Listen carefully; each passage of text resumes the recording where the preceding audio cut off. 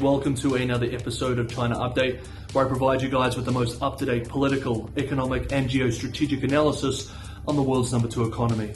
My name is Tony. Let's jump in. Okay, happy Wednesday everybody. Yesterday evening, China's Supreme Politburo announced that the Communist Party will hold its 20th National Congress beginning on October 16th. The twice-a-decade Congress, which typically lasts about a week and takes place at the Great Hall of the People on the western side of Tiananmen Square in the capital, Beijing, is expected to be the most consequential in decades. The consensus is that General Secretary Xi Jinping will secure a historic third term, cementing his place as China's most powerful leader since Mao Zedong. According to state media, a new Central Committee, the party's top decision-making body, and a new Central Committee for Discipline Inspection, the party's internal anti-graft body, will be elected at the Congress also. State media writes that the Congress will, quote, thoroughly review the international and domestic situations, end quote, and discuss, quote, the new expectations of the people, end quote. The gathering will also be closely watched for any changes in policy stance by Xi. On China Update, we will be following the Congress very closely. Okay, now let's move through several important economic developments in China over the last few days. Over the weekend, in a retaliatory move, the U.S. Department of Transportation announced that it is temporarily suspending 26 flights by Chinese Airlines next month, a response to Beijing's strict zero-COVID policies. The U.S. government department pointed to China's practice of suspending flights if too many passengers test positive for COVID after arriving, even though they must be COVID-free to board the flights. The U.S. argues that this violates international treaties on flight access. September flights for Air China Limited, China Eastern Airlines Corp., China Southern Airlines Co. Limited, and Xiamen Airlines Co. Limited, and others will be affected. On this topic, Bloomberg writes this week that losses for China's so-called Big Three state-owned airlines during the COVID pandemic has swelled to $18.5 billion as of the end of June, due to continued zero-COVID control disruptions. Air China's net loss for the first 6 months of 2022 widened an incredible 186% year-on-year. Quote, even as other countries dial down COVID restrictions, China continues trying to stamp out the virus using lockdowns, quarantines, and other restrictions. Its borders have been largely sealed throughout the pandemic, leading to a collapse in international air traffic. End quote. More on COVID shortly. And moving on Monday, Premier Li Keqiang hosted a meeting of the State Council, China's cabinet, and the economy was once again a central focus for the discussions. The Premier praised the country for its forceful economic policies this year, but warned, in the body's usual dry bureaucratic speak, that China had a tough time ahead to ensure economic stabilization, and that stabilizing employment and prices remains a primary objective. We remember that disappointing July data showed youth unemployment reached about 20%.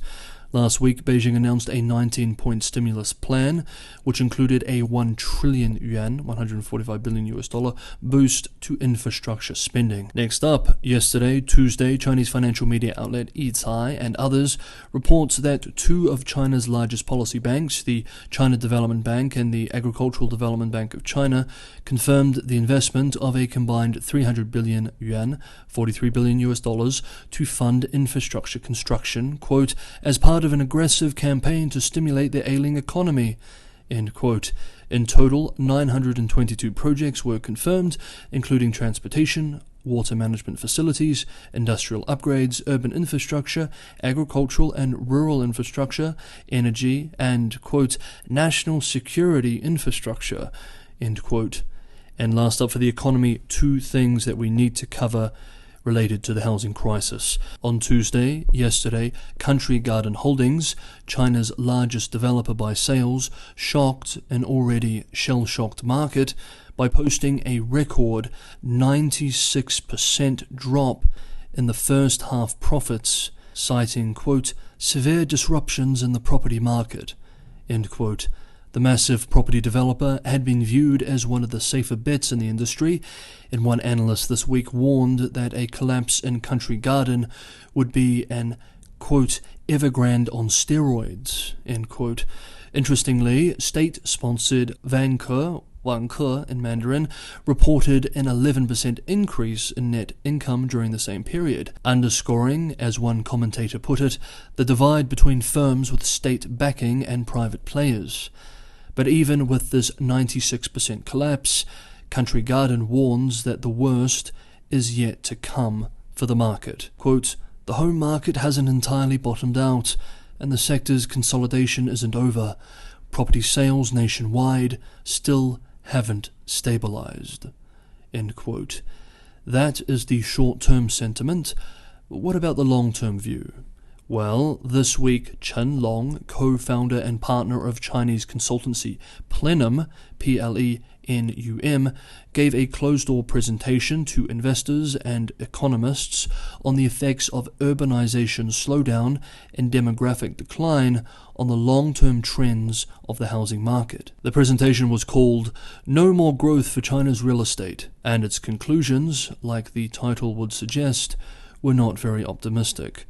Chen unpacked past real estate housing construction and then projected demand over the next decade based on population census data and estimated urbanization rates. Based on the most optimistic assumptions, that is, ignoring the current crisis, ignoring the huge stock of empty apartments, ignoring the pro-cyclical impact of slowing GDP growth, ignoring price stagnation's effects on housing demand, and assuming only modest population decline, all very optimistic assumptions, Chen projects that in the next decade, demand for real estate construction will fall 20 to 30% below current levels. Quote, "His research implies that even if local governments in the near term can stabilize price expectations, it can only be a temporary halt.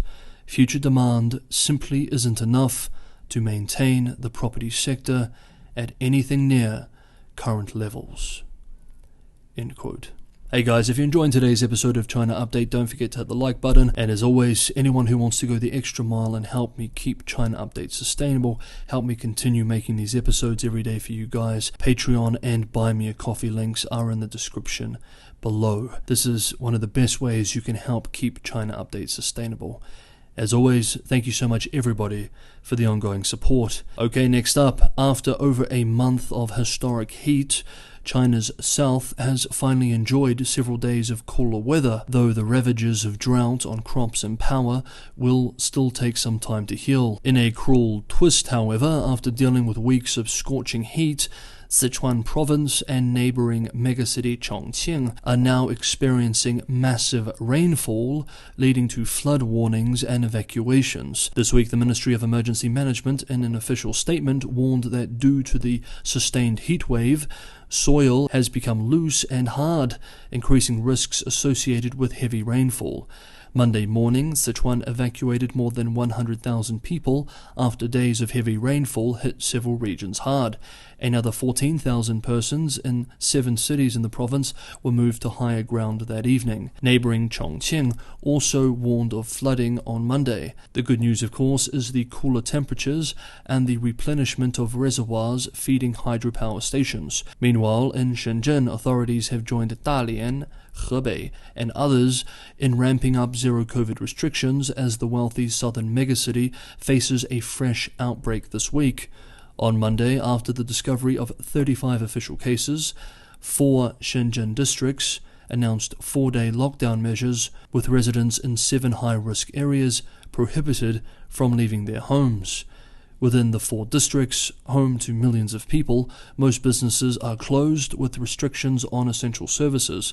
More than 330 bus stations and 24 subway stations have suspended operations. Officials say that cases are mainly the BF15 Omicron subvariant, believed to be highly transmissible. Okay, that is today's episode of China Update. Thank you so much everybody for watching. I'll see you tomorrow.